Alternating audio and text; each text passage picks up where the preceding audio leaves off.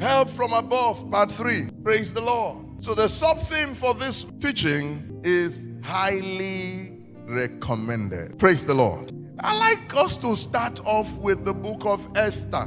I want to plead that you allow me to rename the book of Esther Mordecai. We have called that book Esther. But I want to say to you, by the time I'm through, you will see why that book should be called Mordecai.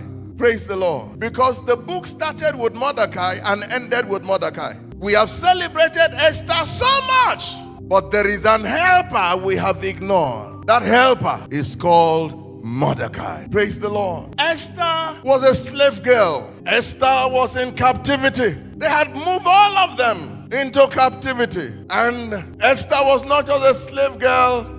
Esther was an orphan. Your story is about to change. Everything did not go right for Esther, but Mordecai adopted her. Mordecai adopted her.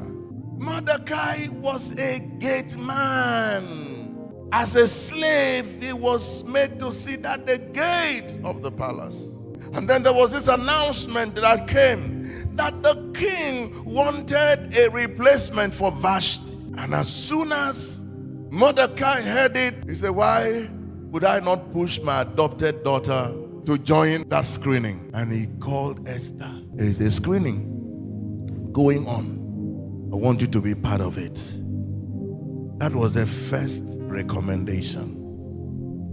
Please, anywhere you hear there is recruitment, look for a brother in this house.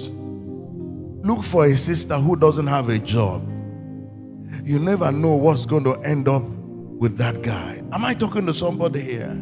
He called Esther, go and join the screening. But hear me, Esther, don't disclose your identity. Don't disclose that you are an orphan. Don't disclose that you are a slave. Don't disclose that you are a Jew, so that people will not assess you by your background. Let them assess you by the grace of God upon your life.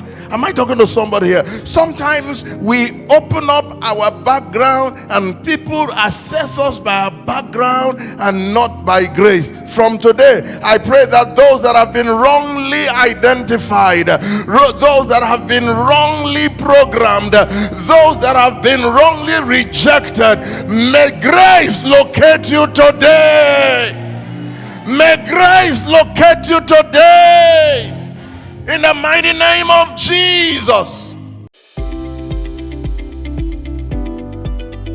For more of Bishop Enobong Etteh's messages, kindly like, follow, and share.